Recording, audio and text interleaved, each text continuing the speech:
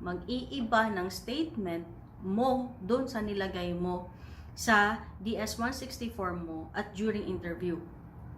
At alam mo dapat lahat-lahat ang nilagay mo doon. Ikaw talaga dapat maglagay. Ako nga, sa sobrang hindi ako nagbabasa siguro, sa sobrang excite ko na actually basta nag-fill up ako ng form, wala ako sa wisyo, nag-upo lang ako doon, napunta ako sa agency.